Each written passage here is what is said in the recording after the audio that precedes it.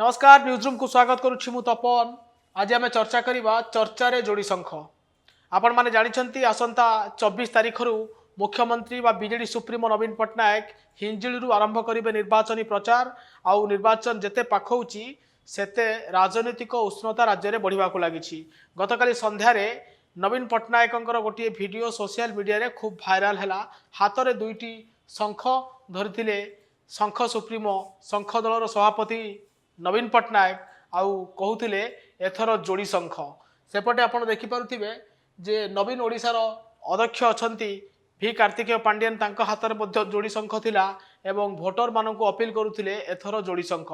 आपण मन में प्रश्न उठुव ए जोड़ी शंख कथा कहीं एवं नवीन पट्टनायक कहते भी कार्तिकेय पांडियन कहते।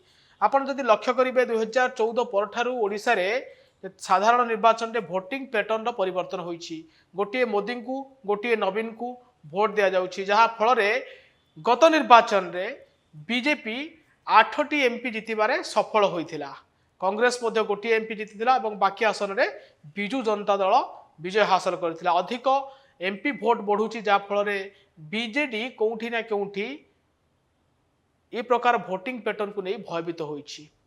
एवं आपन जदि लक्ष्य करेंगे 2014 पर क्रमागत भाव में भारतीय जनता पार्टी भोट प्रतिशत बढ़ुची। विशेषकर एमपी को भोट देला बेले बीजेपी रो भोट प्रतिशत अनेक बढ़ुची। जो प्रायतः एपरिक भुवनेश्वर कथा जदि कहवा भुवनेश्वर गत थरे अधिका एमएलए जीति बिजू जनता दल किंतु एमपी भाव में निर्वाचित होते अपराजिता षडंगी।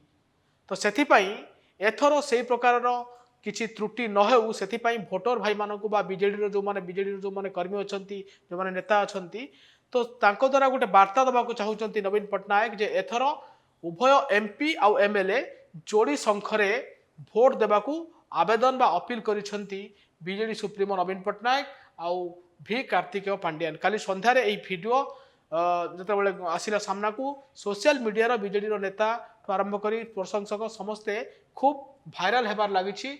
नवीन यही वीडियो आउ थे देखि नियंतु कौन कहते नवीन आउ भी कार्तिकेय पांडियन। एथर जोड़ी शंख एमएलए पाई एमपी पाई आपण माने आशीर्वाद करंतु। धन्यवाद। जय जगन्नाथ। नवीन बाबू हिंजिली आसचंती 26 तारिख रे निर्वाचन प्रचार आरंभ करबा पे एई तरह जोड़ी शंख तोरे एमपी पे तोरे एमएलए पे आशीर्वाद करंतु।